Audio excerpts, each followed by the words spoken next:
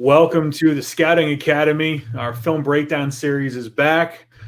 This first one's going to go up on our YouTube channel, and then our hope from there is to have them all live stream. We're going to do this a couple times a week, at least 2, if not 3 here moving forward. And each time we do one of these, we're going to try to pick a different player, different team, different side of the ball, try to mix it up a little bit, and bring in a guest from the world of football that can provide some expert insight, help us out with understanding things, and obviously share some information with you guys.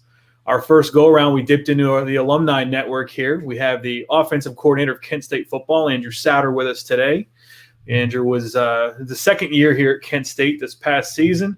Came over from San Jose State, and he's been at University of Texas. In fact, he was at Eastern Illinois with Jimmy Garoppolo at one point. Been with Dino Babers at that point, Sean Lewis, those guys, that tree of coaches. So, Coach, talk to us a little bit about your background. And again, we're excited to have you here today. Yeah, thank you very much. I'm excited to be here. Like you said, I did the Scouting Academy in the summer of 2016. So, I think that was kind of one of the first classes, I guess, and really enjoyed it and everything it was all about and all the experts that you lined up to teach. And it was a great experience and learned a lot. But I'm originally from a small town called Shallowater, Texas. We're outside Lubbock.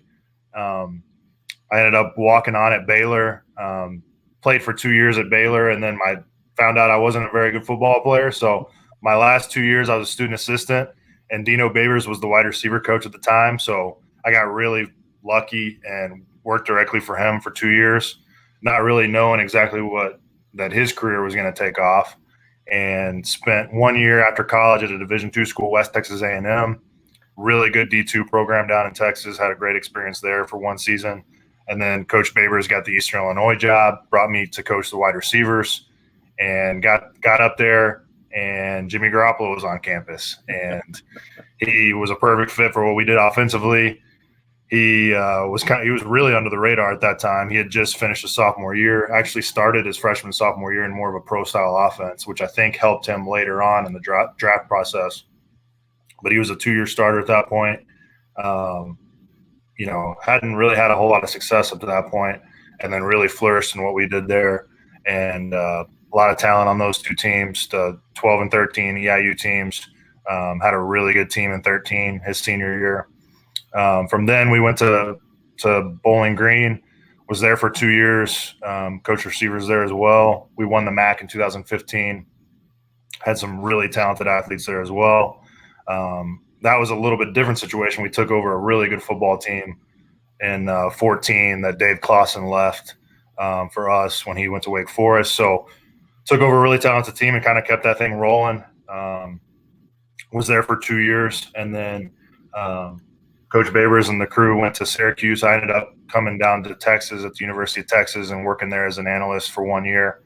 Great experience there, growing up in Texas. And even though I didn't really like the Longhorns growing up, it was a great experience to be at a premier program in the country in my home state, and got a ton of great experience there playing at a high level of football, and then got a big break after that season, and the head coach at San Jose State, Brent Brennan, kind of took a chance on me and gave me an offensive coordinator job at a young age, and first time calling plays, first time being a coordinator, and probably wasn't quite ready for it at that time, but I learned a lot of football, took over another rebuilding situation, and like to think that hopefully I helped lay a foundation there. And I think they're going to be really good this coming year. They've really loaded up some talent, and I think he's built it up the right way at San Jose State, and they're got that thing going. Sean Lewis, who I worked with at EIU and Bowling Green, was the offensive coordinator at Syracuse. He ended up getting the head job at Kent State, offered me the offensive coordinator position, and it was just an opportunity that I couldn't pass up because of our relationship. We were really close. I think we've got good chemistry together. We've shared an office together in the past. I've been in the box with him on the field for going on 7 years now. So we've got a good relationship, and it was an opportunity I couldn't pass up. I knew he was going to do a great job at Kent State, and so we're going on our 3rd year there. And things have been going pretty well so far. We still got a lot of work to do, but won a bowl game last year, and have laid the foundation there. So we're looking forward to this coming year. gonna be an exciting one. Can't wait to see what you guys put on the field here when we get back to playing football. It'll be Yeah. nice. It'll be nice. Well, I did have one more introduction I want to make. One more member here as we do these streams week in and week out. Another alumni for us, Will Cinelli, college coach here the last 10 years. And Will's been to be a great resource to us as we build things to help you guys out. So very excited about that front. Will, you want to tell them a little bit about your background? Yeah, so mostly a small college coach. Been on the offensive side of the ball, coached everything on offense except for quarterbacks throughout the years, bounce around to a bunch of different places. But, just at this point, coach and free agent, but have the opportunity to help Dan with a lot of good stuff here, building some of this new media side of things that he's doing now. So really excited about that opportunity. We're excited to have you. All right, so let's talk some ball. We're going to get into Ryan Tannehill here, and I want to talk a little bit about just kind of why we picked this game. So, Coach, you wanted to take a peek at Ryan. You'd mentioned there was some playing days overlap way back when. We talked about games to pick from, a lot of his exposures during the season after the Mariota switch. 20 pass attempts or under. We were looking for something that went above that. We did end up with a Tennessee loss here in this game, but it was one of the few games with over 25 attempts. And then one other piece of this is the game down the stretch when they had sewn up playoff seeding. They actually gave Henry a rest. So it gives us an extra opportunity without having Henry here to see how he operated this offense with their backup running back, Dion Lewis. But yeah, I'm excited to get into this. You and I haven't gone through this game completely, so we'll do some of this fresh. But good. Yeah, I'm excited. I wanted to study him. Obviously, he was the NFL Comeback Player of the Year, which is very intriguing, and just the whole decision to switch quarterbacks in the middle of the season and him take them into a deep playoff run. I was really intrigued by that. And like you said, I wasn't a good player, but I was there when we played against him in college. He was kind of on the back end of the Texas A&M Big 12 days, so got to see him live at that time. And the thing that's interesting about him, we can kind of talk about it as we go, but he played receiver. He was a full-time receiver his first 2 years of college, which is pretty interesting. And I looked up his combine stats. We can kind of talk about that as we go, but ran a 4.58 at the combine, which is pretty interesting. Yeah, and he has an early interesting career when you have that flip at A&M with Mike Sherman there, going over to quarterback for the time, and then having that opportunity to cross paths with him again down the road. But yeah, this is not the most traditional quarterback pedigree. And then obviously had a tenure as a starter that didn't really work out well, but as you mentioned, comeback player of the year here. So again, really excited to see. And he had some really good advanced production numbers, and talk about some of the adjusted net yards per attempt and some of that stuff. He was way up there. Yeah. Some of those metrics for him this year. But they start off this first couple games with a couple of run plays here. And, Coach, they do a lot of play action in this offense. So you want to talk a little bit about, what some of the different run types that you're showing a defense can do to help with some of the play action? Yeah, for sure. I think first of all, you got to look at the coaching staff. You got Mike Vrabel as the head coach, obviously a defensive guy. Typically, defensive coaches want to establish the run and play really good defense and run the football and run the clock and win games that way. So I think you got to start there. I did a little bit of research on their offense coordinator, Arthur Smith. I didn't know a whole lot about him, but this is his first year being the offense coordinator there. He's been with Tennessee since 2011 and just worked his way all the way up from a QC to a position coach, now a coordinator. So was intrigued by that. I think the combination of the defensive head coach with a first-year play caller with, at this point, a little uncertainty at quarterback. Obviously, you want to establish the run, and obviously with Derrick Henry on the football team, you're gonna run the ball a whole lot. Like you said, he didn't play this game, which is intriguing. Tannehill's pass attempts went up, as we know, but we're starting these first two runs off, both under center. The first play had a fullback, kind of a lead zone type play with the fullback, and then the second play was just a zone the other way, kind of more of an outside zone. So just trying to establish the run early, run the football, and just running some zone schemes. So now they're staring down third down. We have him in gun here. Yeah, like you said, in shotgun, got third down, and this is where quarterbacks really make their money is on third down. You know, it looks like pre-snap, New Orleans is showing blitz, you know, with some sort of man coverage, looks like two-man. You know, and anytime you've got two-man, the quarterback run game is good. If you don't have what you initially are looking for in the pass concept, then bringing your legs to the party is very important, which is what Tannehill brings to the game and what a lot of quarterbacks in the NFL now bring. So one of the things that I'm always looking at when we're looking at processing from a quarterback, and there's so many different things that you ask a quarterback to do mentally within a game. When you have 7 players this close to the formation here, and you're trying to set protections and decide, you know, who's going to be taken by your 6 blockers here, who you're throwing hot off. What are some of the things that you're looking at to try to evaluate quarterback processing in some of these situations? Yeah, first of all, you got to see it, and then, you know, you got to know, is this a 5-man protection? Is my running back leaving or is he staying? And that's part of where the quarterback can change. He can keep the running back in. He can flip sides. You know, if there's pressure coming from, you know, one side or the other, or are they a field or boundary pressure team? You know, those are things that he's going to study throughout the week and decide if he wants to flip that protection or if he wants to keep the same protection that's in. Looks like the running back is staying in right here, so he's got a 6-man protection. New Orleans does a good job disguising and only bringing 5, so they should be protected right here and be picked up. They drop some guys out of that initial look. And as you mentioned, that 2-man look, you got all these inside leverage DBs here who are now starting to show their back to the ball. What would you be talking to a quarterback about in terms of diagnosing coverage and, you know, working through different decision-making processes? Well, 2-man is a really hard coverage to throw against. You've got man coverage on all 4 receivers right here. You've got 2 safeties deep to help.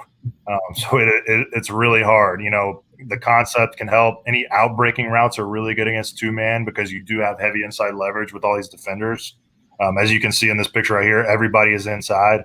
So if you're getting some sort of outs by the inside guys, whether it be a 5-yard out, 10-yard out, those are good against 2-man.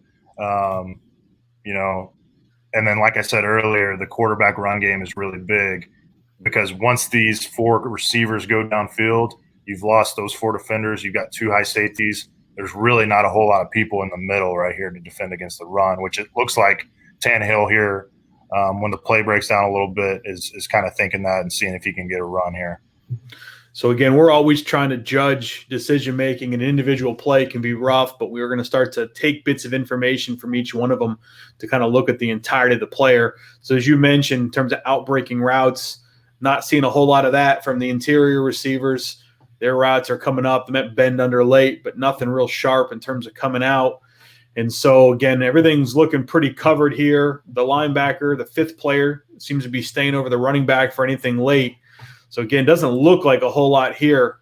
So for him to take it and try to extend a play and make something happen with his legs, I'm going to look at it as a positive for the first go-around. I would say so. I mean, nobody's open. It's a good play call by New Orleans, good coverage. You know, they do a good job covering these receivers all the way through. You know, when you are playing a mobile quarterback like this and they start scrambling around, you've got to be great at what we call scramble rules, which is, all right, the play's broken down, the quarterback's left the pocket. Now receivers, we've got to work with that quarterback. And you can see the Titans receivers are doing that, but New Orleans does a great job covering throughout the entire play. So now we got another series here, another 1st and 10. Looks like a run-based formation here. Put someone in motion. Now, again, when you see this kind of box in terms of the run game here, you know, just to kind of – we're trying to give out some lessons here to people that may not have, you know, a depth of football knowledge. But when you talk about counts and trying to figure out if this is a good box to run into in terms of taking off from the center and going in both directions, what's your process for determining whether or not you have an advantage? Well, the first thing is we're in 12 personnel here. So we got and when you're talking personnel, the first number is the amount of running backs, and the second number is the amount of tight ends. So we're in 12 here. So we got 1 running back and 2 tight ends. So we are trying offensively to create some gaps here. Even though it is a heavy box, we've got 2 extra blockers here, which still, if we have a nice run play call right here and we execute, we can still run against a heavy box. Now, This is a 7-man box. You've got 5 guys walked up on the line, and you got 2 linebackers in the tackle box. So a 7-man box is tough to run against. You've got press corners. You got 1 safety really low, which is really creating almost an 8-man box. We'll see what he does post snap, and you got 1 high safety. So this is when you got press man corners and 1 high safety, and this is a tough run look right here.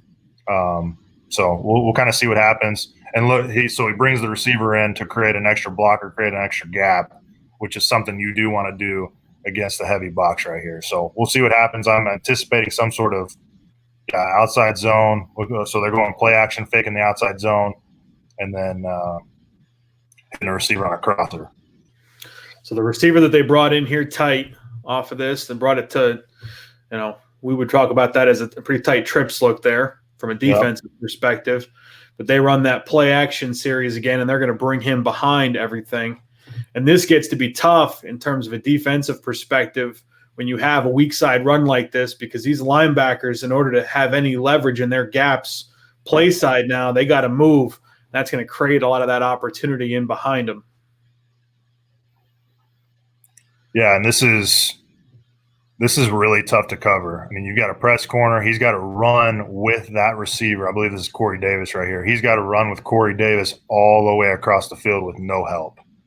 And you've got that little motion they're doing with Davis right here creates even more separation because the corner's got to be the leverage player. He's got to stay outside Davis pre-snap.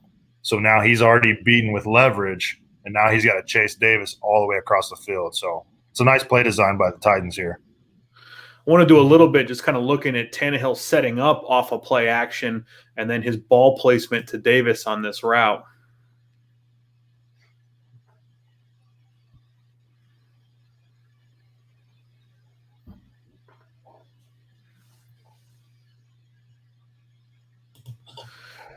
So what'd you see in there as he dropped back?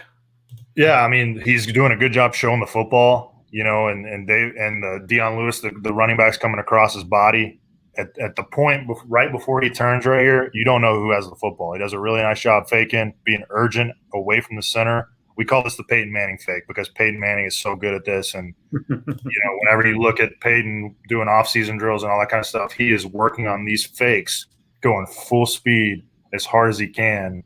In the offseason on air, and he takes this really seriously because this is a big part of the game. So he's doing a good job turning his back. He's showing the ball initially, bringing it into his stomach. Nobody knows what the ball is at this point right here. So really nice job on the play fake. He's got plenty of time. We got a max protection here. We're leaving our running back in. We're leaving the tight end in. So we got a 7-man protection right here, which should be able to protect for a long time. Actually, it's an 8-man protection. I'm sorry. They let both tight ends in. So ton of protection. Quarterback should have all day to throw. And again, it's a really hard route to cover on Corey Davis here coming across. So as he's building up his base here coming off that fake, what do you think about his lower body? I think it's good. I mean, you don't want to click your heels. You don't want to have your feet too close together. His eyes are in the right spot. He's holding it correctly. I mean, he's in a very comfortable throwing position right now. And like I said, with having an 8-man protection, that's an extremely clean pocket right there. So he's got all day. There's no one even close to him. Really comfortable position for a quarterback to be in right here. As you can see, he's pointing his toe just to lead the defender. Ball's coming off nice. I mean, it's very well executed. And then we always talk about, kind of the hidden yards in the game when that quarterback can lead the receiver to those yards after the catch opportunities. Talk to us a bit about where you might ask a quarterback to place this ball relative to Davis here on a route like this. Yeah, we'd like to be on the upfield shoulder, this ball right here, and anticipate where he's going to be so he can catch this thing, stay in bounds, turn upfield, and get some extra yards after the play. We'll see kind of where this ball is placed right here. Davis has to slow down a little bit. Looks like it's kind of on the back shoulder, but it's still right in his chest. It looks like it's going to be right in his chest, so I would say it's a pretty accurate ball. Yeah, definitely catchable. And Davis ends up turning upfield and fighting for some more, but there might have been a couple of yards left there on the table if he could have just got it on that front shoulder, as you mentioned. So Now Tennessee's going to bring that fullback back.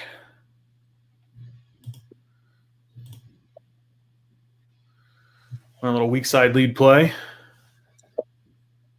Yeah, so same play they ran on the first play of the game, just running it the other way. Now, when you don't have a bubble like this, and Will, I'd love to hear from you too. When you don't have a bubble here, the weak side, that's obvious, except for the A gap. What are you teaching if you want to get this thing going outside?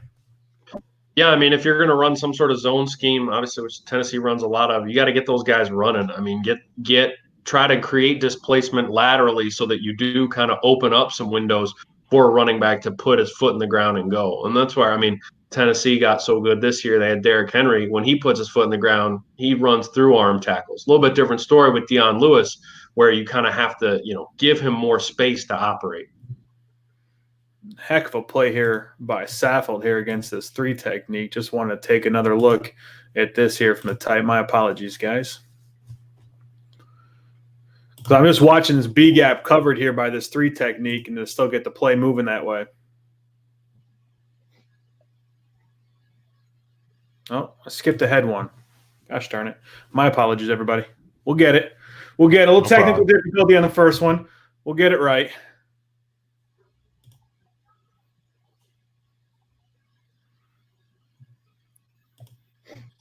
There it is. Now we're back.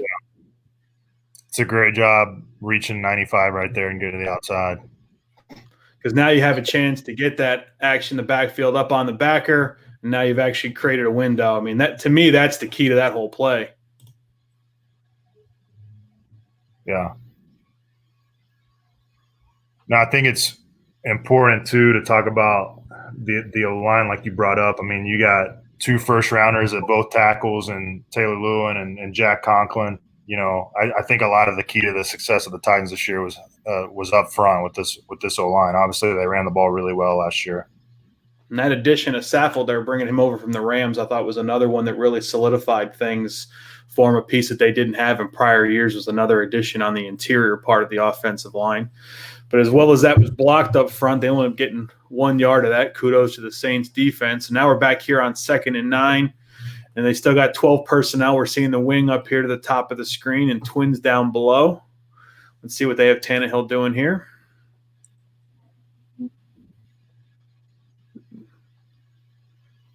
And there's that play action again. Coming off to the screen. I love this. Heck of a concept. I love this play. You've got a jet motion going from left to right. So you've got, as a defense, you have to honor that. You have to see that. And you can see he gets the defense really flowing to the offense's right. So you got a lot of guys flowing with that jet motion. You've got a play action fake to the running back, and then we're going to throw back to the running back, the same guy we faked with on the running back screen. I love this.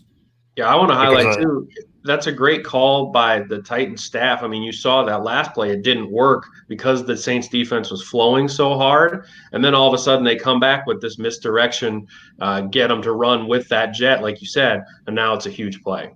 Yeah, I think, and the other thing, you got 2 great fakes here. You got the jet motion, and then you're faking to the running back. Anytime you throw to a guy you faked with, it's really good because linebackers take their eyes off the running back as soon as they know he doesn't have the football right here, right? So, yeah, I was gonna say let's watch 56 and 43 as a test case of what you're talking about, because you can see their eyes. Again, I always talk about the stripe on the helmet. I'm always getting a key as to what they're looking at. 56 is still looking downhill. He didn't follow the jet. He let that side take care of that. So DeMario's playing sound here. 43's got his eyes back here. And yet 56, after that fake, he left. He departed. Yeah, really well-designed play. And again, you talk about the difference between Derrick Henry and Dion Lewis. This is Dion Lewis's game right here. Absolutely. New addition to the New York Giants here more recently. So after the big chunk play, 1st and 10, cross midfield, still staying 12 personnel, another motion. So we're seeing a lot of that. So, guys, why don't you talk to us a little bit about what motion can do for a quarterback, since we're doing quarterback eval here? Well, it allows you to identify coverage. If if you're motioning someone and the defender is mirroring him or chasing him, you know it's going to be some sort of man coverage. If there is no mirroring, then it's going to be some sort of zone coverage. So you're using motion to identify coverage. You're using motion to create leverage, like we saw on the pass earlier on the play action. There's a lot of different reasons you want to do it. So I think it's just one thing they're doing a really good job with Tannehill right here is that, again, they're establishing the run and they're making some nice, easy throws to get him in a rhythm early. And that's something you always want to do with quarterbacks, but especially when your philosophy is what the Titans' philosophy is right here, taking care of their quarterback and run the football. And talk a little bit, too, about how that changes, because they're going to be running a little bit of a different game plan than they typically do here because they don't have Henry, how important it is to get that quarterback in rhythm. Yeah, for sure. Obviously, you don't have arguably your best player on the team, so you're going to have to change your game plan a little bit. Like we talked about earlier, Dion Lewis is a completely different running back, and Tannehill's going to have to throw the ball a lot more this game than he normally does because Derrick Henry's not playing. So, again, just getting Tannehill comfortable, getting him in a rhythm, and getting some nice completions out of the way to start the game. I'm just going to get sucked into watching Cameron Jordan here. So I apologize to all the Poly offensive guys here. 94 here in white's got my eye. I got sucked in. I'm a D-line guy. Here we go.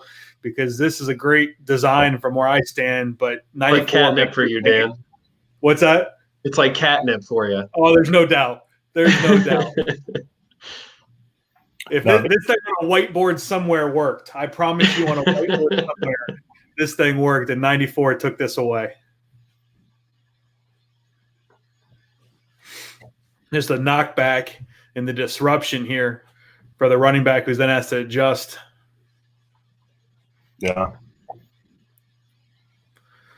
So they lose that yard, they don't gain a yard, 2nd and 10. So we're seeing 11 personnel sticking with motion, 2x2.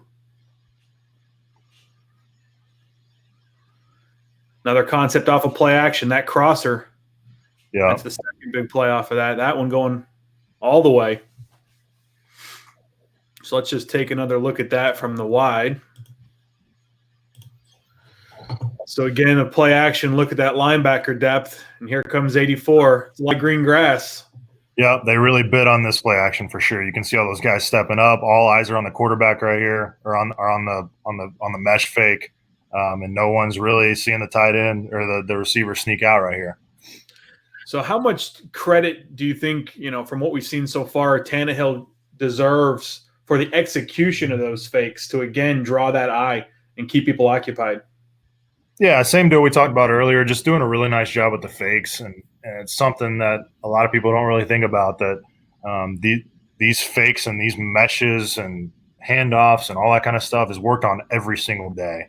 So you've got to be great at it to create great ball security and to set up the play action fakes. And especially if you're going to be a play action football team like the Titans are, I mean, I'm sure Tannehill works on this stuff every single day. And we'll see here from the end cut, the ball placement again. I came at him a little bit the last time for the back shoulder, but this time there's absolutely room for yards after. Yeah, I'm not really sure who's supposed to have the tight end right here, but really well executed play, good finish. All right, so now Tennessee, we're rocking a 7-0 lead. Again, loving the amount of motion to get to a vacant set here. And talk to me a little bit about this two-man concept here down below. We'll get the tight end out here, and then we'll take another look at it. So what are you seeing from the surface here defensively when you look at how they're deploying over these two receivers to the boundary? Well, the inside receiver who motioned out of the backfield, I'm not sure exactly who that is or what position, but they motion him out, and right now he's uncovered. And what you see outside is a corner with eyes on the outside receiver. He's manned up, it looks like. So if we outside release him and take him out of the picture, we've got a lot of space for the inside receiver to run what ends up being an out route right here. There's just a lot of space down here. And it's a nice, easy throw into the boundary. I mean, really nice completion. They end up running a slant with the outside guy, but it still takes the corner out of the picture. So my mistake in the touchdown pass was not Core. It was 81, not 84. I can't read clearly. My apologies. But again, 81 here with a great snag in terms of going up and adjusting to this pass. and catching himself, gathering and running. Not the most accurate throw, but throws a catchable ball. And he's got Tannehill's got a guy in his face right now, so he does a good job of getting rid of it and adjusting his arm angle to get this pass off. That was what I was wanting to bring you when we get to the end copy here, is when you have these kind of rushers in the face and having to adjust arm slots. Just talking about, I always talk about the measuring stick. I think some people go into taking a look at players and they're ripping them for different things in regards to accuracy without looking at the full picture. So let's just look at where the quarterback's at relative to the closest defender, and then talk about if he had an opportunity to lower the trajectory of that ball. If he drops that ball down and make it an easier catch on the back end, chances are that thing's getting batted down there by 56. Yeah. So all in all, a great play by Tannehill. Terrible ball security by 81 here, but First and 10, still going with that 7-0 lead. Now we have our fullback back. Different run concept. Yeah, I'll say this. I think one of the biggest differences between college and the NFL is that in the NFL, you pretty much see a different personnel every play, whether it be bringing a fullback to come in, going from 11 to 12 personnel. Whereas in college, you're most likely going to see the same personnel on the field for the majority of a drive, especially if you're a tempo team. You want to keep those same 11 guys on the field. So that's one thing I'm noticing as I'm watching this, is that there's just a different personnel package in every single play. So now we're in 2nd and 4 after ripping off 6 yards on that great front side block execution there by the right guard and right tackle. First time we don't see pre-snap motion.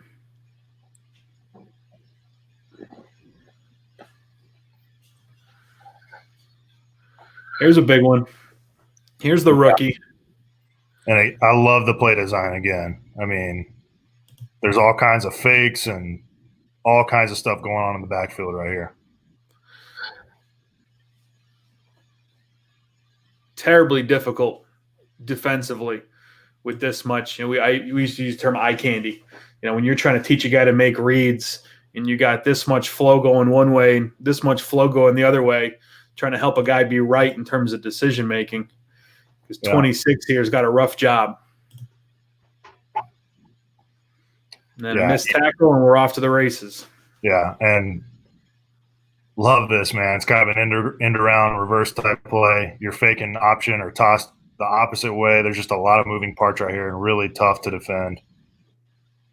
And obviously, this is A.J. Brown right here, number 11. Is that correct? Yes, sir. Yeah, rookie, had a great year last year, went for over 1,000 yards. And you can tell right here he can absolutely run. I'm just looking at, again, what you mentioned here, the opportunities in that backfield with that triangle. Yeah. Good reads, good decision. 43 misses it, and we're off. Yeah, love it. So now we're ripping up 14 to 3 here next time they get the ball back. New Orleans only able to get 3 points on their drive.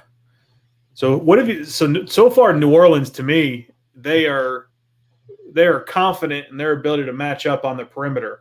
Because how many times have we seen 8 or 9 within 5 yards of the line of scrimmage? Yeah, they are totally committed to stopping the run. I think that they went into this game saying, "Hey, we're gonna stop the run at all costs, and we're gonna put our guys on islands, and we may give up some explosive plays, in coverage, but we're not going to let them run the football." And that's kind of what you're seeing right now. Is Tennessee hasn't had a whole lot of big runs, with the exception of that end around, but having some success with some play action stuff. And then we got a screen coming up right here, which will be very interesting to see what happens. I was going to say, how much do you think this was a plan or something that they saw in game and adjust? Because look at this cushion to run that screen over there. Yeah, it's they've been playing press most of the game, so they've backed off a little bit. So yeah, it's kind of an in-game adjustment, I guess. Is this A.J. Brown again? I believe so. We'll take a look here. I mean, they may have. It might. Yeah, it is. So they may have been like, "Hey, man, AJ Brown obviously can roll. He can run. He just burned us. So we're going to play a little bit further off right here on this play." And again, I'm just looking at all the different action Tannehill's got to sell in the backfield, all the different ways he's got to maneuver his feet. You leverage his pocket to get underneath himself. All right. Take a look, and I know he doesn't make a huge impact on this play, but watch the left tackle, Taylor Lewin, right here, 77. And this is why it's so important to have athletic tackles. And again, you got 2 first-round tackles on the Titans right here. 77, Lewin comes all the way out here he's the lead blocker for the screen, and he gets all the way out to the corner. I mean, this is extremely athletic. I'm going to give 76 credit, too, for staying with DeMario most of the way. But, yeah, those two, 77's phenomenal there. Yeah, and even though he didn't, get a ton on the corner, that corner has to adjust off of him. And, he even though he doesn't get a huge block, he makes a huge impact because of how big his body is, and that corner's got to run away from him. So, again, it's something that you don't really notice or see, but the corner can't make the play right there. Unfortunately, they had to bring that all the way back. They got a penalty there for legal formation, brought that back. So now they're sitting 1st and 15. Go to 11. Here comes motion from Corey, 2x2. Everyone's favorite play. Yeah.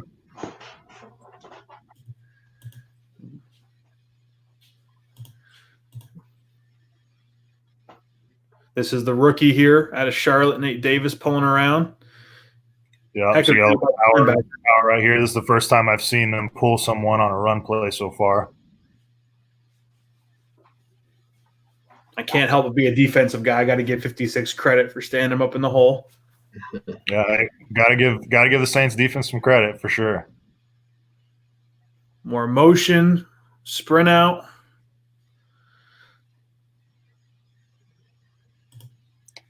So when you're looking at that, my apologies here, guys. We lost one. It's all right. We'll get it back. When you're in those scenarios, all right, and we're talking about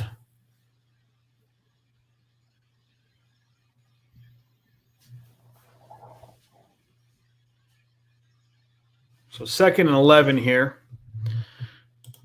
All right. When we're in these scenarios, and again, you see these kind of this different coverage look every time, what kind of challenges does that give the quarterback? Down in and down out, they're changing personnel, but the back end looks we've seen so disparate across this game.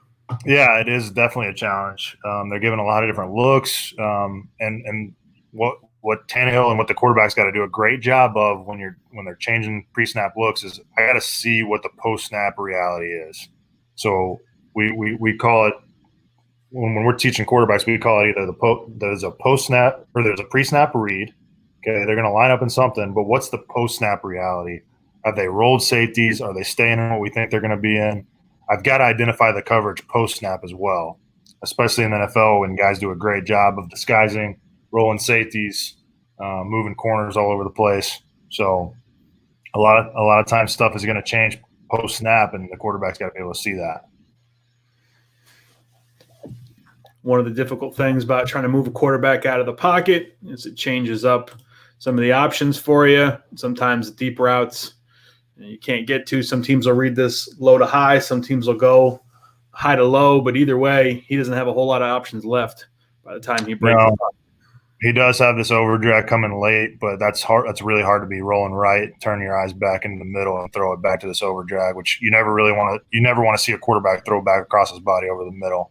But that's his own. That's the only guy that comes free right here. Is AJ coming on the drag right here? Yeah, and if he doesn't throw that right, Klein's going to be in position. Yeah. So 3rd and long. And again, New Orleans gets in one of their exotic fronts here. They're showing a lot, but they're dropping. So again, when you talk about post-snap reality, what are you seeing here when you look at this deep shell? Yeah, you got a 3-man rush, so drop 8. You got a lot of guys in coverage right here, and it looks like, I can't tell what the corner's doing up top with the graphic, but it looks like they're dropping into some sort of cover 4 with you've got a linebacker rolling in the middle right here. There's a lot of coverage right here. So which makes sense obviously on 3rd and 11. So we'll see what happens right here. They want him to come down here to the check down, I'd imagine. Yeah. There's not much he has right here. Dion Lewis checks out after checking blitz. He dumps it off to the only open guy, and they rally tackle. Which is a win for the defense. I mean, it's you play covers like that, you've got to be able to tackle in open spaces, which is a great tackle by 56.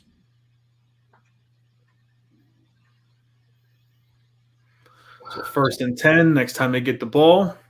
Again, we're seeing New Orleans be aggressive to match the front. Another 12 personnel, have the wing, play action. But not a whole lot home on that one.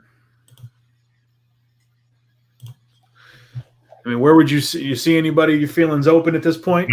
No. This is you got 3 receivers in the route, play action, just really good coverage by New Orleans. And at this point, you just got to get rid of the football, and that's a lot easier said than done. Now, this is one of the things that, downside when you keep this many guys in and you limit the number of options out in the route. They take them away. There's not a whole lot left. Yeah. Because you're in a 7-man when you got 85 and 33 still in here.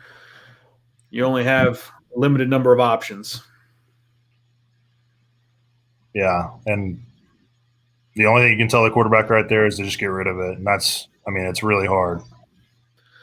Fortunately, they get the defense on illegal use of hands, so they get a fresh set of downs out of this. Yeah, that's a huge penalty. Huge penalty. So come back clean after that last play got taken away from them. Feel like they can run weak side here. Big opportunity to get in there. Good decision making by the back. I want to see you guys talk to me a little bit about the concept of the play here to the left side and then the running back's decision making, if you don't mind just sneaking one in for me here.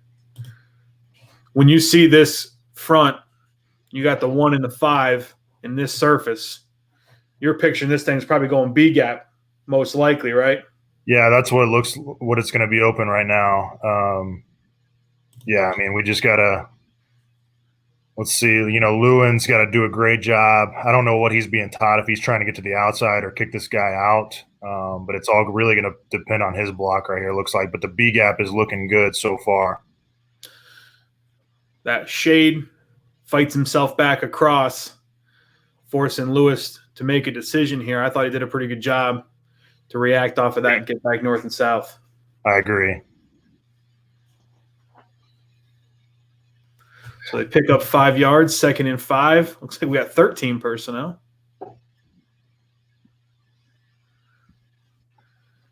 What do you think in 13 personnel? We got run or play action pass. We're kind of limiting our options here a little bit. Yeah, we definitely are. There's only one wide receiver. Bringing a lot of guys into the box. Actually 22. My apologies. Again, New Orleans is committed to stopping the run, obviously, so got a heavy box. This is ground and pound football right here. So you see, again, my defensive line coach thing steps in. We got elephants on parade. We're moving.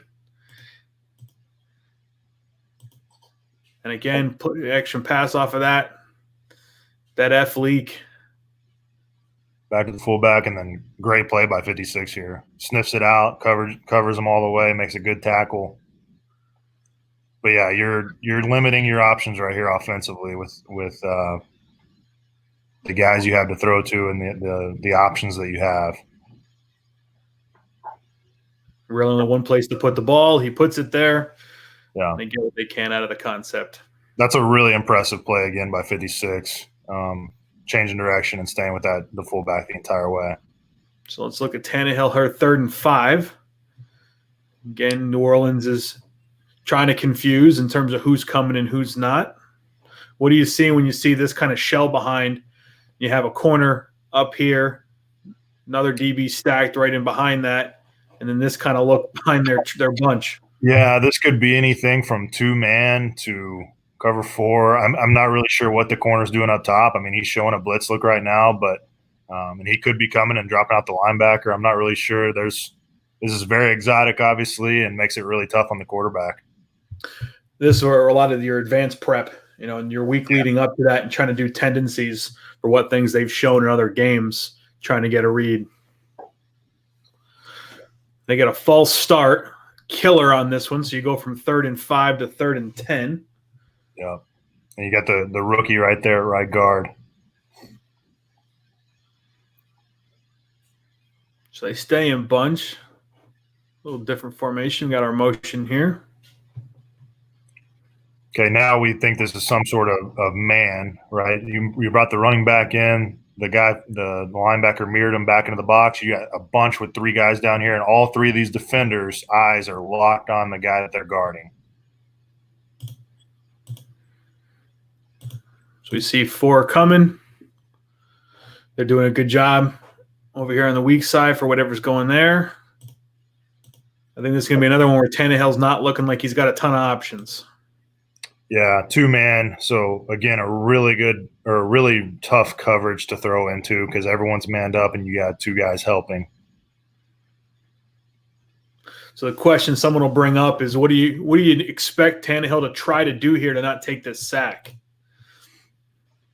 Well, at this point, if he feels like he doesn't have anybody open, which is the case, he's got a lot of green grass here to the right.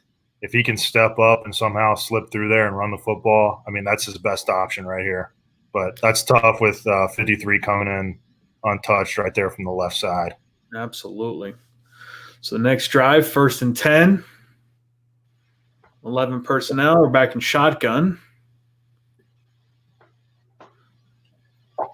All right, so let's take a look. Here it is right here. You see Tannehill bring his feet to the party right here. And like we talked about earlier, really good athlete. I mean, 4.58 at the combine, played receiver for 2 years in college. I did a little bit of research on him, in high school, played basketball, ran track. I mean, just a multi-sport athlete who can do a lot of things. So not a lot going on down here in terms of this concept. We got 2 immediately coming out, so 1 probably coming back. New Orleans has got 3 over 3. They're in good shape. Up top, 2 over 2. Pretty good leverage on these routes. So it looks like there's something wrong with that spacing down there, some sort of bust, which I really like Tannehill going, oh, that's a screw up. Let me get out of here and get what I can because I know nothing good is going to happen when there's 2 guys really in the same spot on the field. I totally agree. You never want 2 receivers standing next to each other during a play. He goes and he's an athlete here. Picks up yards, protects himself. Yeah, good poise, good savvy there by Tannehill. So 2nd and 2. They got him under center, 2 by 2. And they're going to go get him on the ground.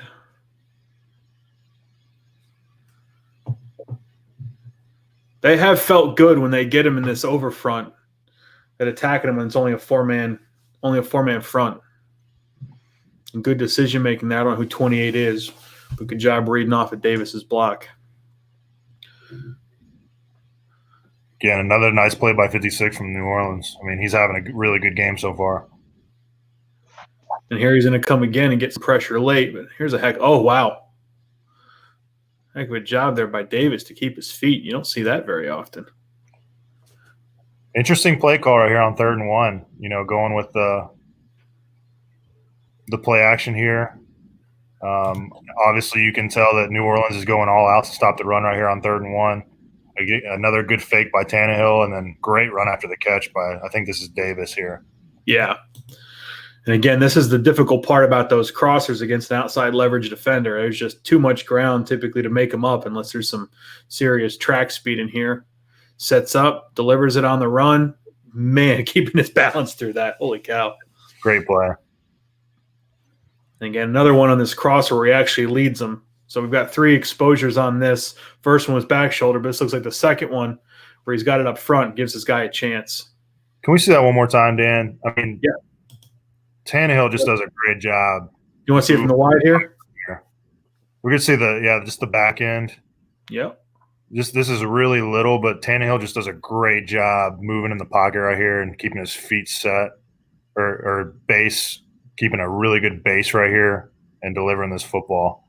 He kind of shifts over to his left a little bit with this pressure coming, and I mean, look at where he finishes in terms of weight distribution, where he's pointed.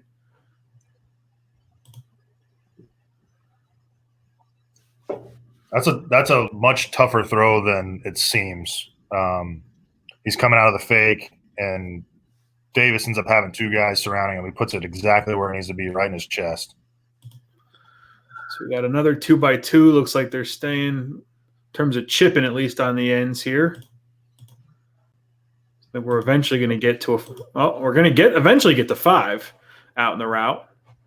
These two deep ones are pretty covered here, and they're 3 deep, 4 under. So they're in pretty good shape here.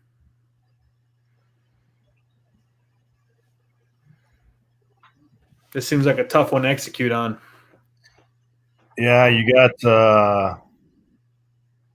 got basically two guys chipping on the outside and getting out, and the running back doing the same, going through the middle. Yeah. It takes a long time to get those guys out when they're checking protection first and then getting out. And again, just looking at those like mirrored route concepts out here, not a whole lot these two routes look like they're doing against that coverage. Good job by those DBs.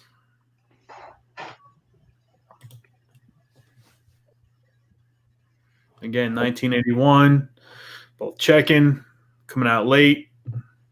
Tried to dump it off, but Jordan just got there too fast. Yeah. So they lose 3, 2nd and 13. Still 14-3, getting closer to half. At 3x1 with the nub. There's some yards on the ground. Yeah, and great push right here up front. Again, they get New Orleans showing one of their 4-down packages.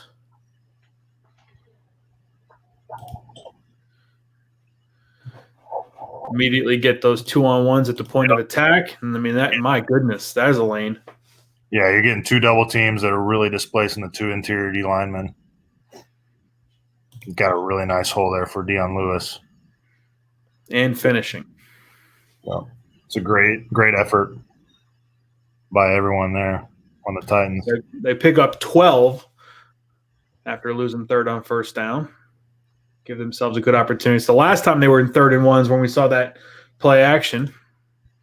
See what they do here.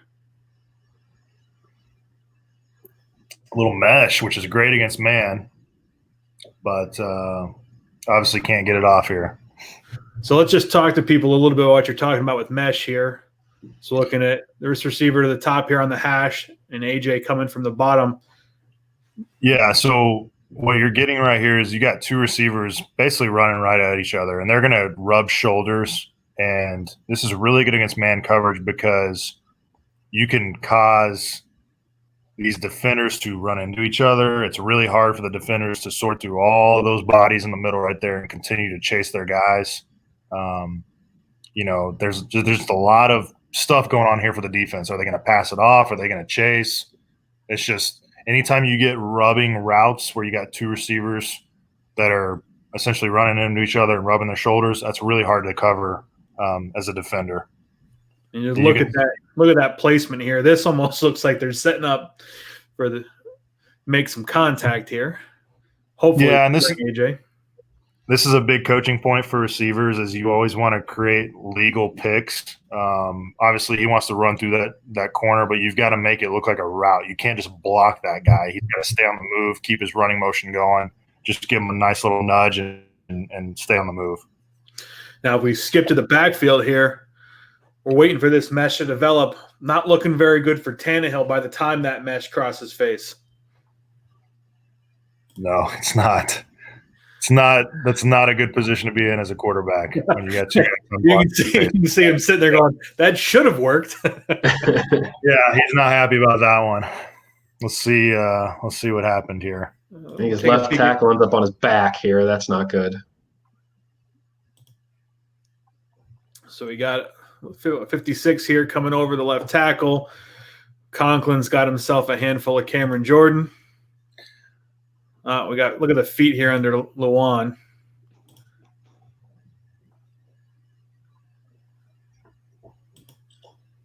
Yeah, he hesitates a little bit, goes inside first. A little bit of miscommunication right there at left tackle. Obviously, you don't want him in that position, and just both tackles getting beat right here. I was going to say, because even if he did his job, Conklin got his outside arm destroyed there by Cameron.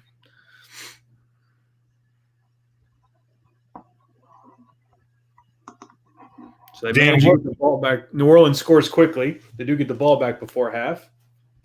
Dan, where would you say Cameron Jordan is in kind of the top D lineman in the league right now? One of the top. I mean, we're in that top 10 range. Just such a unique presence for where he aligns. Most guys with that body type were hunkering down inside, but he's still so fluid enough that he can play out there in the edge and do those kind of things and to have that power with him as well. Just a really unique package and a real threat because of his ability to convert to power. He just brings power out there that guys don't see at tackle quite as often in the league. Yeah. I mean, he is very thick for an edge rusher, and he's been impressive this game so far. So Breeze throws a touchdown, first play of their drive.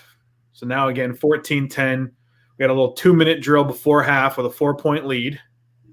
These are those critical moments where we really start to ratchet up our assessment of quarterbacks. And they're trying to gain a few yards. Did not work out particularly well. Yeah, and I think what they're doing right here, we're backed up. We're on the 9-yard line. We just need a little bit of cushion, a little bit more space. So let's see if we can get a few yards here and get out of the end zone. So 64 is a puller again, but just a big pile created there.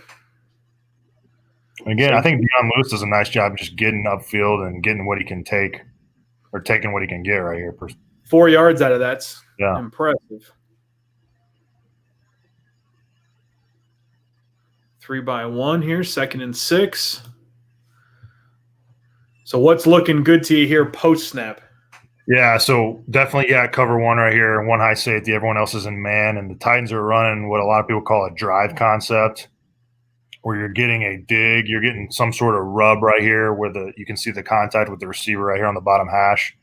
He is trying to clear out, and then you got Corey Davis coming right behind him running a shallow route. So a good man concept. You're getting some collisions going on in here in between the hatches, and you got nice leverage with Corey Davis coming across again with his defender chasing him. So it'll be interesting to see what happens here. And they had the running back leaking the other way. So just to talk about what you were saying before here, 85 Pruitt, we got him displacing vertically so that Corey can come up underneath. Yeah.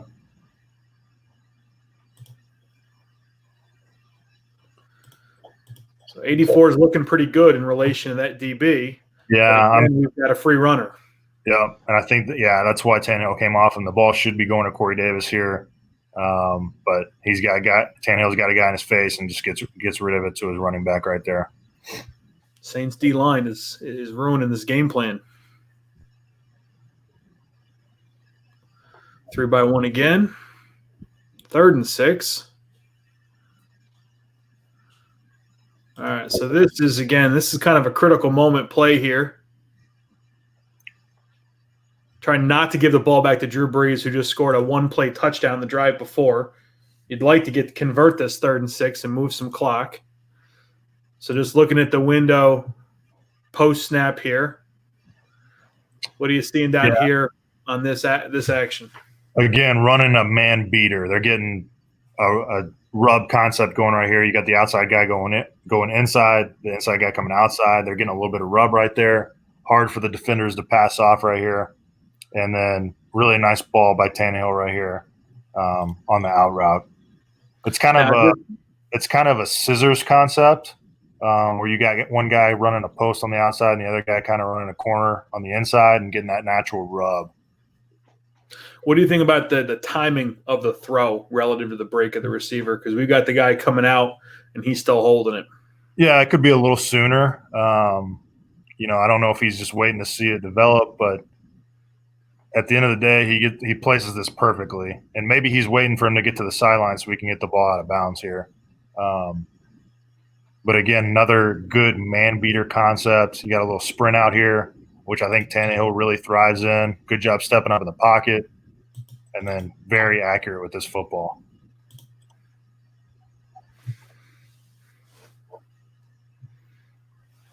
So we convert 3rd and 6. 2-minute warning. 2-by-2.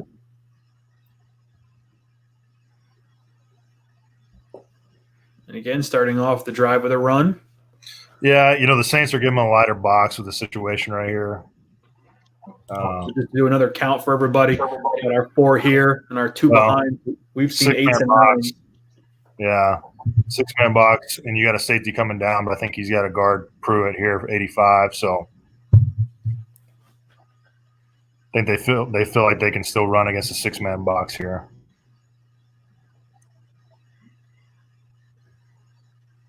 And they do. They pick up a few yards. Back to motion, but tight. And again, you can see that linebacker run with the motion, so you know it's going to be a man coverage. Looks like we're going to chew clock and take a 4-point lead to the locker room.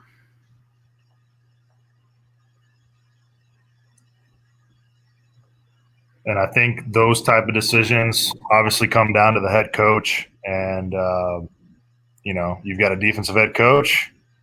So you're more likely to, like you said, take the lead in the locker room. I think if you had an offensive head coach, if this was the Saints in this situation, they'd probably go for the touchdown. Here's a disruptive play. I believe this is Davenport, the one they traded up for here. Backdoors that.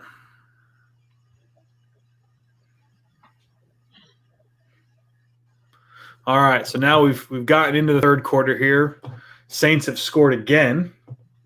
All right, so now we've lost that 14-3 lead with 2 straight scores here. So now it's time for Tennessee to get back on the scoreboard.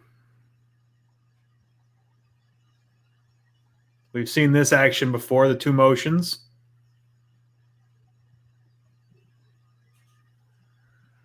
Again, start off the drive with a run.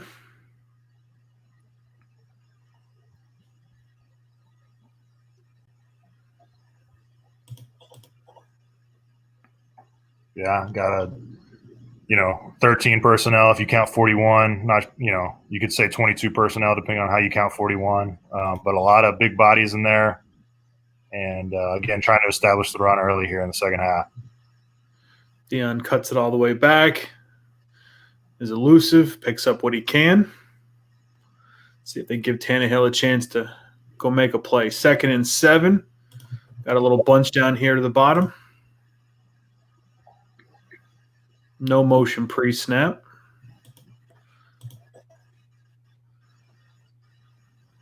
Another run concept. Here we go.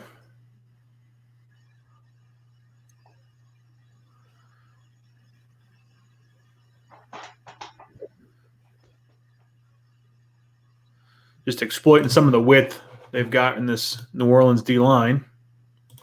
Look at that displacement there. Right guard, right tackle. Good job on the double team.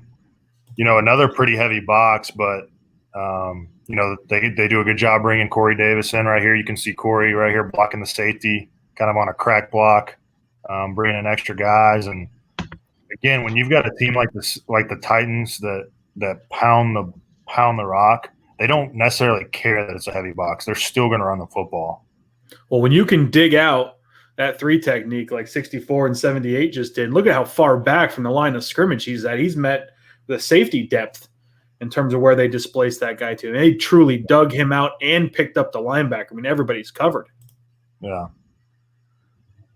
Tennessee also been doing a lot this game with those tight splits, those bunches, those sort of things to help get them an extra guy in the run game as the way the New Orleans is playing with so many in the box. So 1st and 10, 2-by-2. Start off with a run again. It's been successful, sticking with it. Yeah. Looks like another 8 or 9 yard run. Oh, we got a flag back there. Yeah, same deal Will just said. Tight splits, you're creating extra blockers. You got 19 off the edge here. Got a sneaking suspicion this hold's going to be right here on the center. Watch the 60. Yeah. Can't have that much cloth. So now 1st and 20. Again, we've seen this formation. We're motioning across 2 by 2.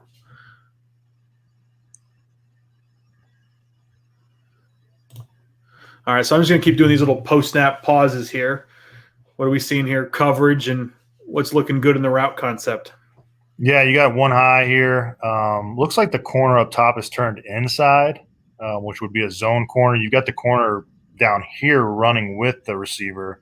So kind of a mix of coverage here. You got 4 receivers right now that have vertical stems. We'll kind of see how this shapes out, but you may have an out route by the tight end up top, which should be good. Let's see what happens here. He ends up going in. We got the running back out wide. It's going to have to be an athlete on this one. Yeah. Another good job by the Saints in coverage. Again, I've been impressed the entire game on the Saints secondary and how they're just staying with guys throughout the entire play. This has been another game or another snap here where pressure on Tannehill. Got Cameron again collapsing here on Lawan.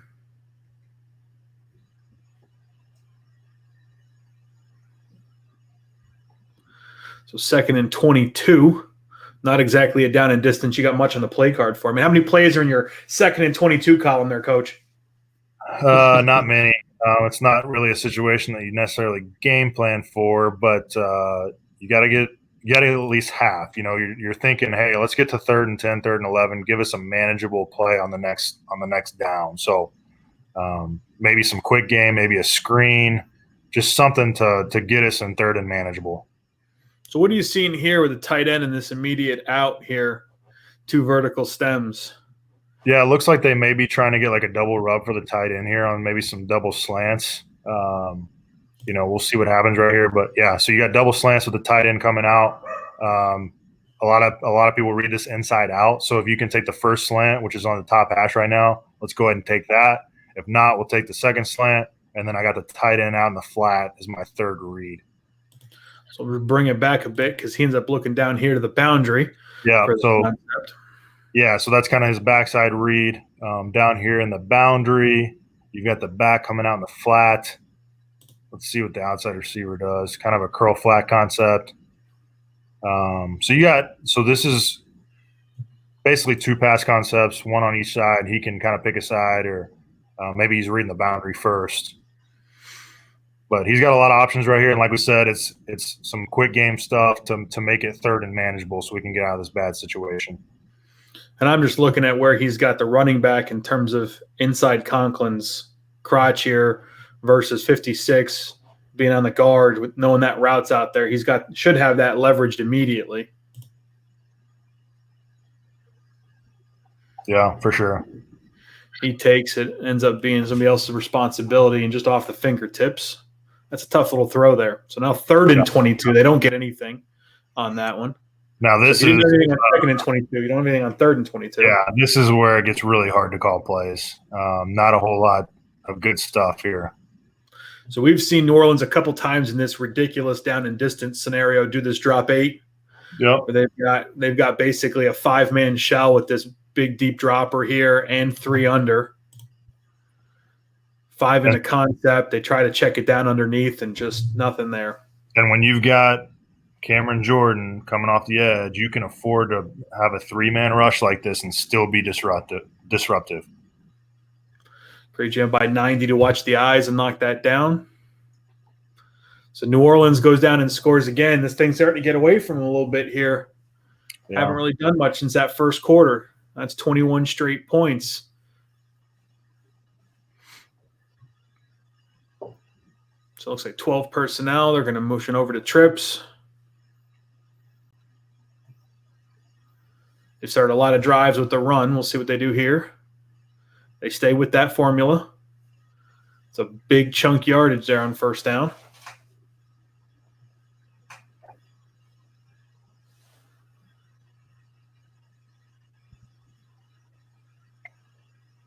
New Orleans changing the front there with the motion. Just look at the depth these offensive linemen get to on contact on this one. I mean, that is absolutely a crease. Yeah, great job by Saffold here. Left guard 76. 2nd and 2 after 8 yards on first down. Come back with a pro formation. We got a tight end in the fullback spot. That's what that Pruitt flows in between the two.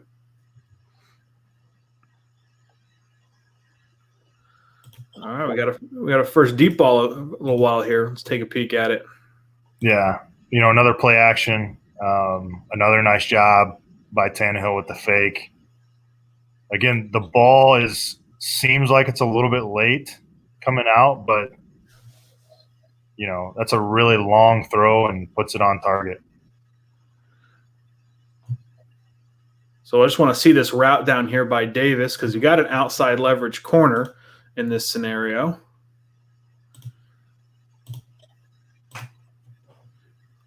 So talk to me about that stem and what you got that corner to do. Yeah, he's taking an inside stem, which is forcing the corner to kind of chase it. He's got he might be thinking he's running a post here or some kind of inside breaking route. So he gets the corner to turn his hips inside. As you can see, the corner is like sprinting to the middle of the field right here. So it's a really nice job on the inside stem. Great job playing fast, and now he's got him beat. That picture right there, that's a really tough spot for a corner to be in right there. I mean, he's got to turn his entire body around and go chase him. So really nice job really nice route by Corey Davis here. And this is not an easy throw by Tannehill. I mean, this is a big boy throw right here. You really got to put some velocity on this one. So again, they give him some protection on this one with the play action. I mean, look at where he's been in the play action reps versus the straight dropbacks in terms of the pocket that he's given on this one. Totally different. And the other thing to think about is it's 2nd and 2. When you're able to get 8 yards on first down like that, on 2nd and 2, you can call anything. Your playbook is totally wide open. I can run the ball to get the first. I can throw a deep shot because the next play is just going to be 3rd and 2 if I don't get it. I mean, you can call anything right here. So a lot of coaches are extremely aggressive on 2nd and short. So I just want you to take a look at his eyes coming off of this, because that Davis route did not look like his primary, and I thought it was impressive to see him set up and get himself pointed to Davis when he finally came to it. Just looking at the helmet stripe here, it looks like he's reading the field. Yeah. And he seems to come off of that. Now he's on Davis. And so, again, that throw after having to come off and reset his base. It's very impressive. I mean, to go hash to far sideline to the field like that on a 25-yard throw, not everybody can make that throw. Didn't have quite the zip as some other guys, but it absolutely executed that play.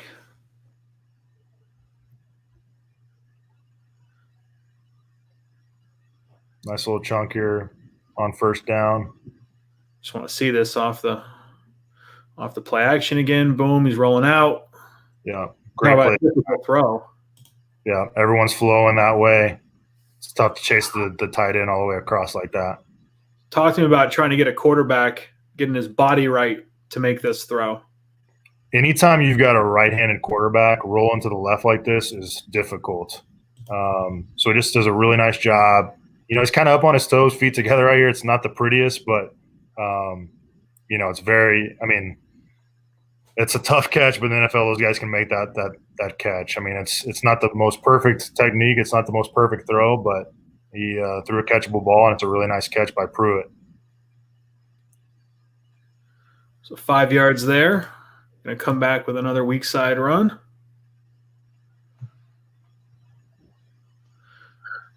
You talk about the playbook for a team when they're in 2nd and shorter distances.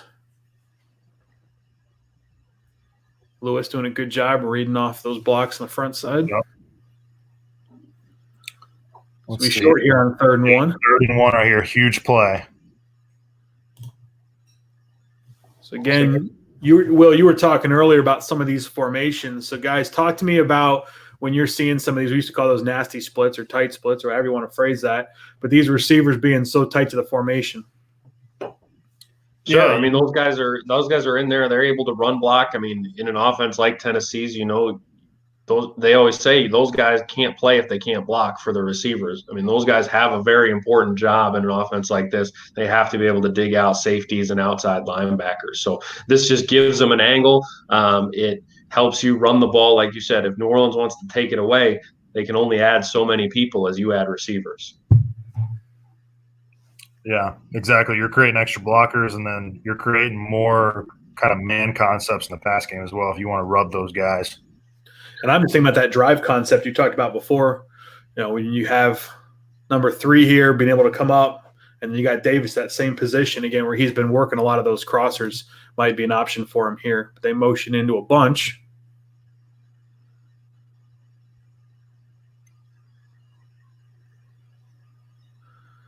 Show play action.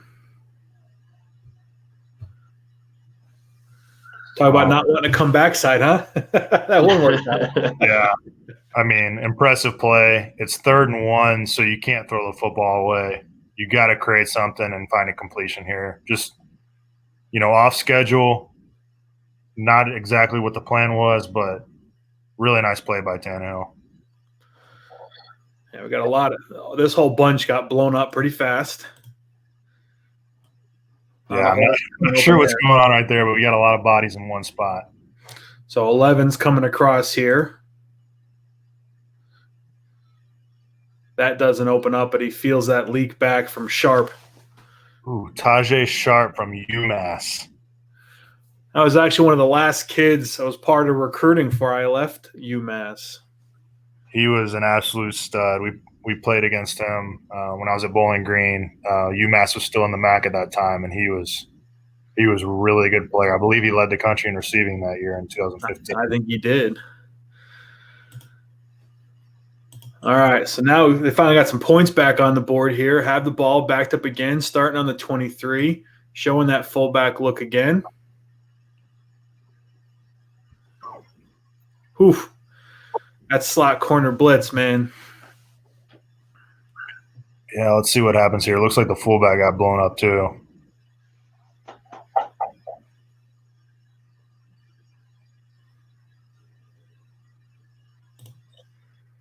Oh, no, the fullback came back across. Yep, so you got a blitz here. Just a great time for that pressure. Perfectly timed up. Great call. Good tackle. Dennis Allen doing a hell of a job there. So 2nd and 13. 2x2. Again, tight splits. Got that leak coming back across. We've done this now. 2nd drive in a row. Yeah, and Michael Pruitt is an interesting player. He's only 6'2". He's kind of a hybrid tight end fullback, H-back type. I coached against him as well. He was at Southern Illinois and we were at Eastern Illinois. Had a nice rivalry, and he was a really, really good player in college. Did about everything you can do on a football field. And he's been doing a lot of that second tight end, extra fullback, give him some versatility to play with those different formations from the same personnel groups. All right, so again, we got 3x1 here. Looks like running back's immediately out. Got that little stop. Yeah, a little quick game for the first down. Back to Tajay Sharp. Nice, easy completion. And just seeing another time where he is able to pull and throw an accurate ball, get himself into a position without having to necessarily build his whole base and step into it and everything else. Just flick of the wrist. Yeah, it's not the most sound throwing technique, but, again, Tannehill's an athlete. He's got guys in his face. He's doing everything he can to create a completion. One of our instructors, Steve Fairchild, he always talks about how the game ends up splitting up in threes. You have 30 of your plays in the pocket on script. 30 of your plays are going to be completely off script, and a 30 of your plays you're going to have to go figure it out. I'm sorry, third of the plays, you're going to fight off script a fight in the pocket. And then a third of your plays, you're going to have to fight off that and work outside of throwing windows and different angles and everything else. And so looking for quarterbacks that can manage all three of those areas become really important. We've seen that a ton. How many concepts have we liked? Hey, that should have worked, but then somebody defensively blew it up, and now they had to make adjustments. Yeah, and I think you're seeing it a lot with kind of the modern day quarterback. These guys like Kyler Murray and Pat Mahomes and Lamar Jackson and almost everybody now. It's just you got to have an athlete back there who can navigate those passing lanes and can change their arm angle and throw off-schedule throws. All right, some more motion here. We'll get to 3x1. Bring it back across.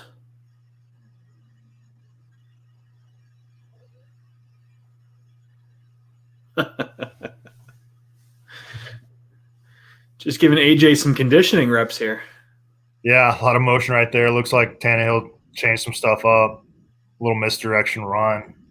I have noticed that Tannehill has been checking quite a few plays here towards the end of the game here. Yeah, a lot of running for AJ Brown there. And again, great play by Cameron Jordan. 2nd and 7, down by 10, fourth quarter.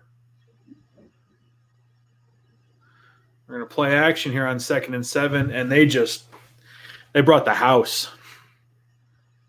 Yeah, I didn't really buy that there. Not quite getting the same pocket that the Titans had been on play actions. I think this is such a thing of beauty here personally, that defensive line. Look at all those guys, one gap exchange there, and get all the way to the hip. So not only do they get the pressure off the edge here, but everybody got cleared. Just look how many white jerseys are getting vertical. Had a rough day at the office right there. Yeah.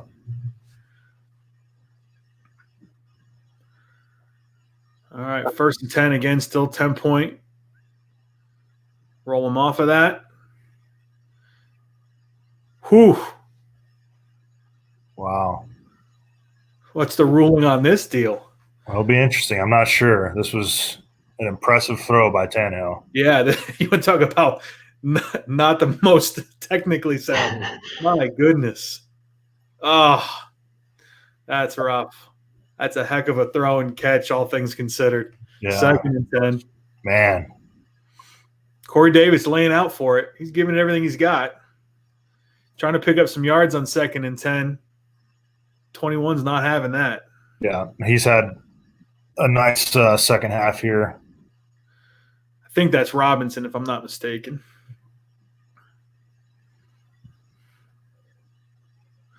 So 3rd and 10. I mean, you're talking about critical moments here. Again, we're fourth quarter, 10 points down. You know, what's going through your mind as a play caller, trying to deal with what your quarterbacks had to go through. You've had these pressure looks, haven't had protection be sound on much. Got to get 10 yards to stay in the ball game. We're in a tough spot right here. We know we got to start throwing the football to start getting some chunks and get back in this game and score to make it a 3-point game. But the Saints D-line is having a field day so far, and this tight coverage has been tough. I mean, to me, you've got to just keep calling man beaters and max protect some more, leave a tight end in to help on these guys, maybe chip with your running back. We got to do something to slow down this pass rush and get some passes off, maybe a couple more screens, which have been successful earlier in the game. But right now, the long play actions are not – they're starting to dry up a little bit.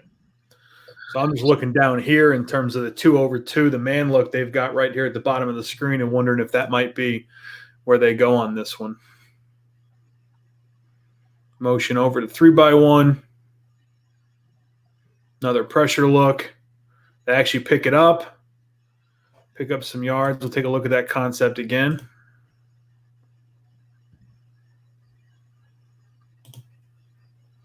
I jumped it back a bit too far. My apologies, guys.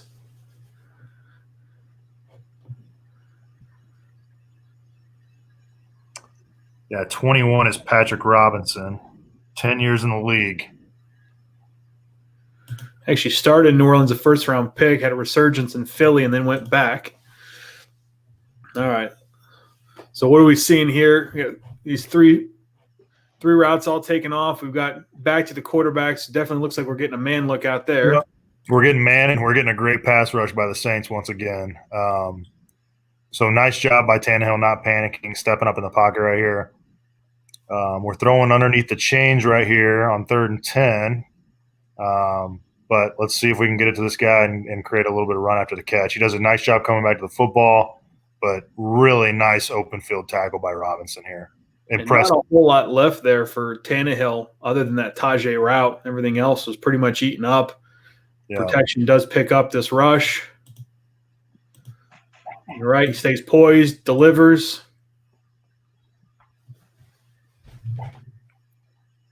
So that's going to leave him at 4th and 3.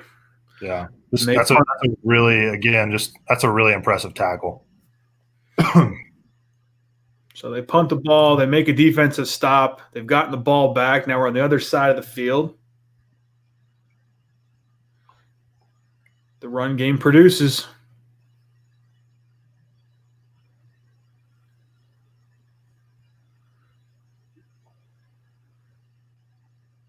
Again, brought in A.J. Brown here to be an extra blocker. And they have really enjoyed this weak side bubble with some of the splits that this D-line has. This has been a focal point for them. Hat on a hat all the way across. Yep. Good reads and decisions. Great job by Saffold. He's been a heck of an addition for them. So 1st and 10, inside the 30 now.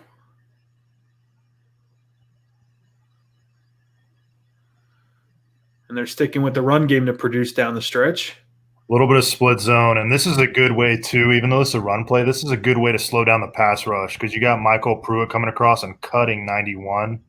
Whenever you're doing stuff like this, it makes the DNs kind of second guess some of their pass rushes, kind of slow them down a little bit. I love how split zone hits downhill too with that as well. Just feels like such an effective downhill play. Yeah. I like what Pruitt did right there. I got a nice cut. So they get 9 on 1st down, 2nd and 1. Now we're inside the 20. Staying on the ground. Staying weak side, it looks like.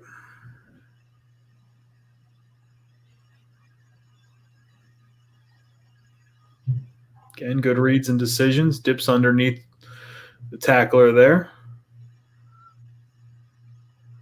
1st and 10 in the red zone. Tight splits. Hand the ball off again. Now, Dan, would you say that the Titans offense, does that fall in like kind of the Shanahan tree? I mean, because I know Matt LaFleur was there and they've kind of, I guess, kept doing what he did when he left to go to the Packers. I mean, is this kind of that system or that tree?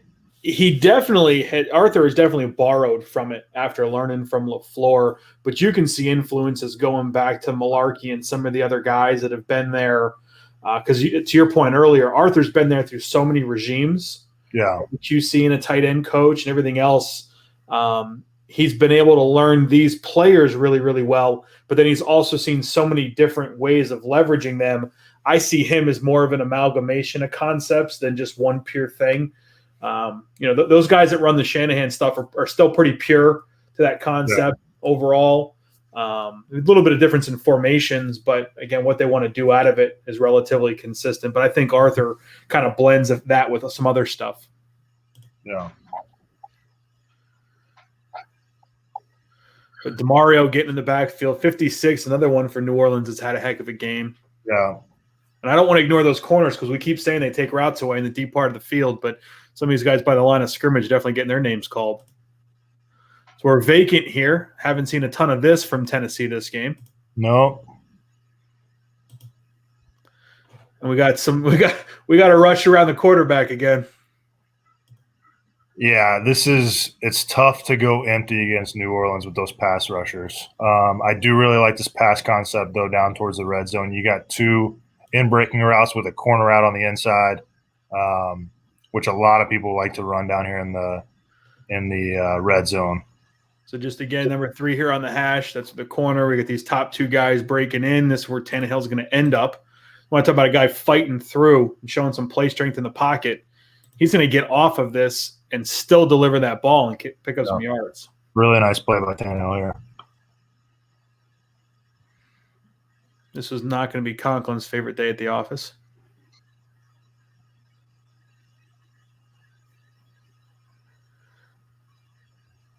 Great job fighting by Tannehill. So 3rd and 2. Certainly have options. Yeah, really important play here. What are you seeing open at this point, Coach? Nothing right now. You got man coverage again. Again, these Saints secondary have done a great job sticking on their guys and playing good coverage. And again, you got Cameron Jordan coming off the right side. I mean, it's tough. I mean, let's see what Tannehill does here to create some plays, but right now we got nothing. Well, while we're in the red zone here, I do got to ask, what does it change when you look at the safety depth? You know, when they're capped just by the distance of the field, right? So all of a sudden you're bringing players that might have aligned at 20, 22 yards, and they're up close because there's nowhere else for them to be. How does that change things? It definitely creates some challenges for the offense. It creates more guys to play in the box and play the run. Obviously, the closer you get to the end zone, the deep balls get taken away. So your deep shots are minimal. So it creates some issues. You've got to continue to, in this case with playing these guys, I think you've got to continue to come up with man beaters. I think getting back to the mesh right here would be good. You've got to find any way you possibly can to block Cameron Jordan at this point.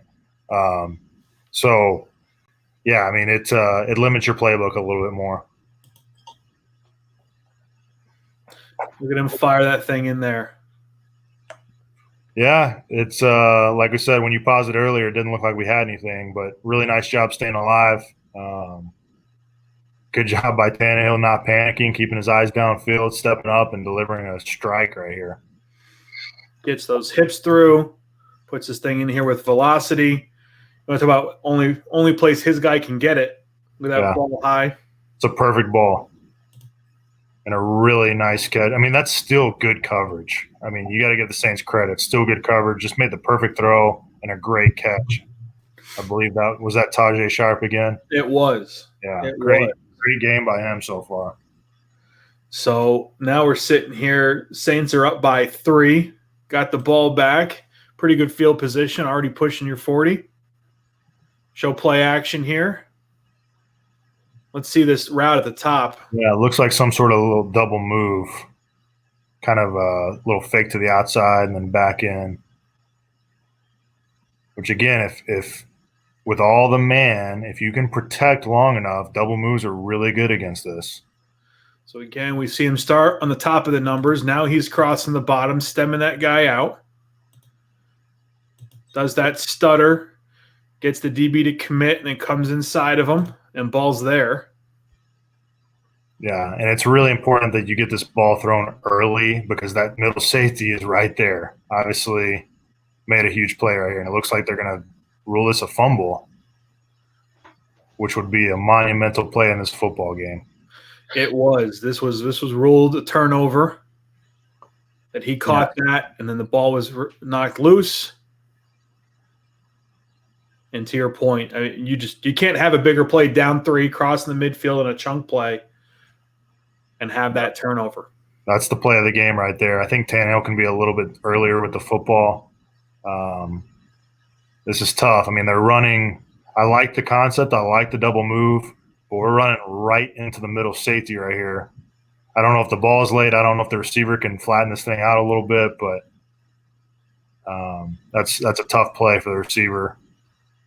Heck of a hit by Chauncey Gardner-Johnson there to knock that thing loose and then recover it for himself. And that's an excellent play by him. I guess obviously there's no targeting or anything.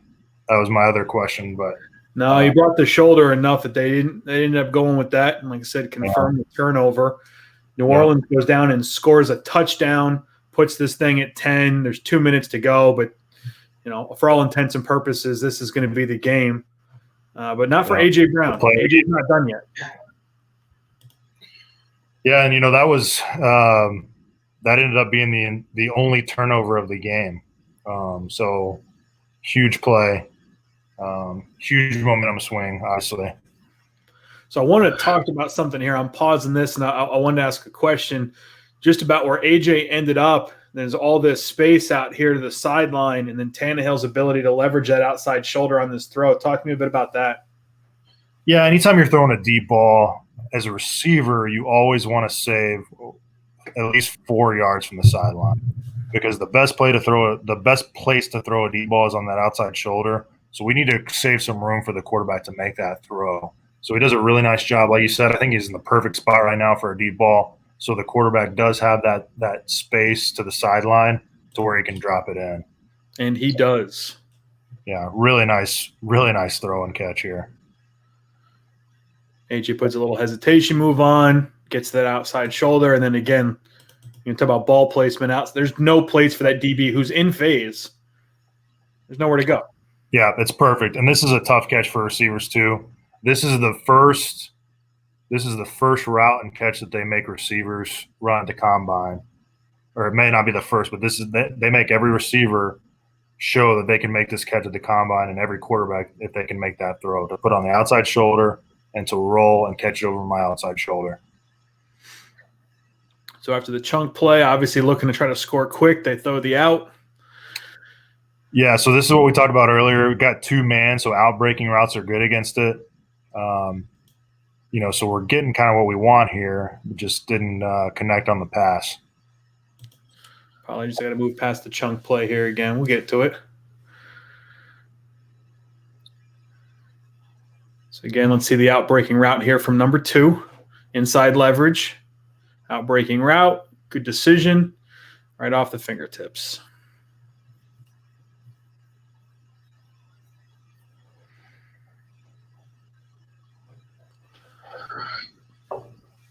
New Orleans has a lot of looks in that defensive front to deal with from a protection standpoint. They presented a lot of exotic looks and presented a lot of challenges for sure. So 2nd and 10 after the drop pass. Again, you can see him setting up, looks like right here on number 2. Man, what a play by the D-line.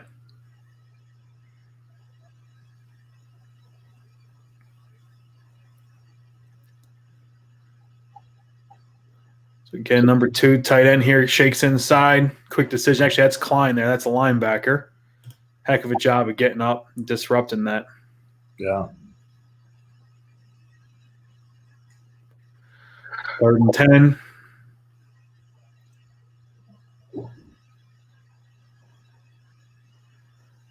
Desperation time. Yeah, again, great pass rush off the edges. And ball just sails high.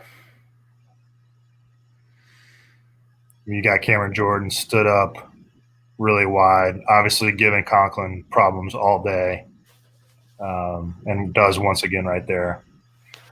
And just difficult. We talk about things like follow through, getting your hips through, all the things mechanically you'd want to do to bring that ball down when that pocket's collapsing like that. It's just a difficult place to be in.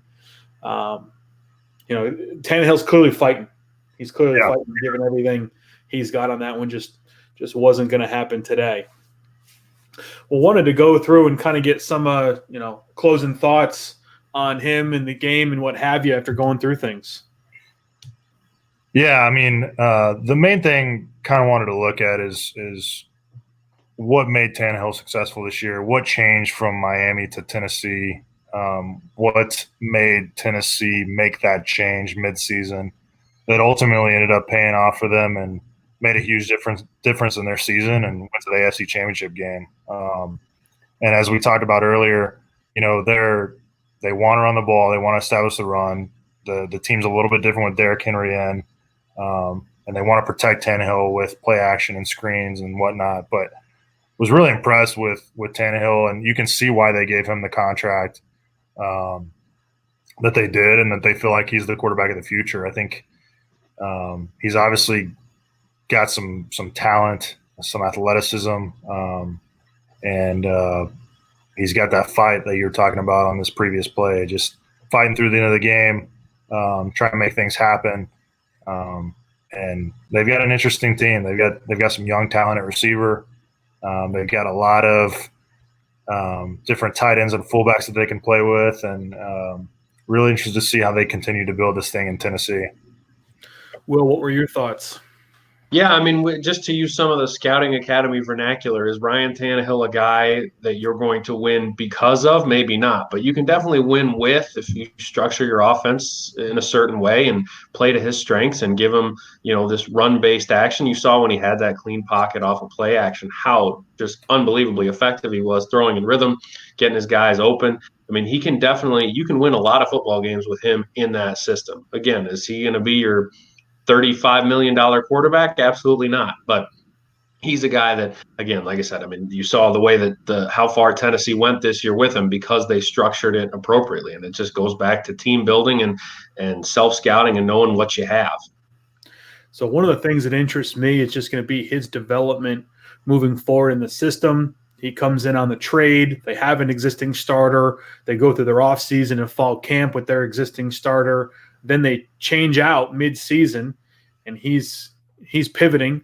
Tannehill's coming in, pivoting mid-season, adapting to this. And now we're looking at not having off-seasons and OTAs. And that part, kind of worries me a little bit on here because I'd like to see them do some more things with him. I thought he made some good decisions. Obviously, they made some simple reads, but when they did have 2- and 3-man routes, I thought he made good decisions. I thought he understood leverage. Would like to see some more of that. Did some great things in the boot action. Some more of you brought up the Shanahan stuff. I think that stuff would be a good fit. And then got to give a lot of credit to what we saw from Corey and AJ. I thought those guys worked their tail off. Roger Saffold had a hell of a game. I thought Deion Lewis made some good decisions. Now, obviously, we talked a lot about the Saints defenders that were giving headaches through the game here. But we want to do our wrap up here. Again, I really appreciate Andrew, you jumping on with us here. So we're really excited to have you and excited to see what you'll do this season. Again, when we get back to football. Yeah, I appreciate you guys having me. I had a great time. I know you bring up a really good point of missing the OTAs in the off season this year. I think when you're talking college and NFL, I think the teams that have some continuity on the coaching staff are going to have a leg up. You talk about the Titans. You do have Tannehill back. You've got Arthur back as the offensive coordinator, and you've got Vrabel back as the head coach. So, yes, you'd love to have the offseason to continue to develop Tannehill and take those steps, but they do have a leg up on teams that are having a new coaching staff, new offensive coordinator, and new quarterback. So there is some continuity there. That's one thing in the college game that we're looking at too. We're fortunate at our place that we're going into our third year. We've got our quarterback back. We've got our staff pretty much intact. So, yes, it is unfortunate that we're missing some things right now, but we are in a little bit better spot than some other teams. Oh, absolutely. Absolutely. Well, guys, like I said, we're hoping to have you back at some point and talk some ball with you. But if things turn back for you guys and you're back in spring ball or OTAs or whatever they decide on here moving forward, we understand that we might not get you back. We're really privileged to have you here with us today. Guys, we want to keep doing these 2-3 times a week.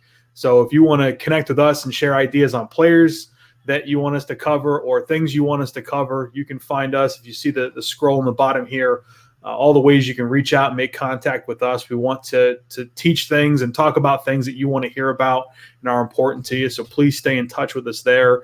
You can always email me questions. I'm at director@scoutingacademy.com, just on football, on strategy, careers, what have you. Happy to be a resource to everybody in this time. We will have our summer semester. We're going to do that since everyone's indoors. We will have that going on. That registration will open April 1st. And again, we're going to keep trying to put out as much teaching-based content as we can to help people during this time. So we thank you so much for joining us. And like I said, we'll be back at it next week. Thank you, guys. Thank you.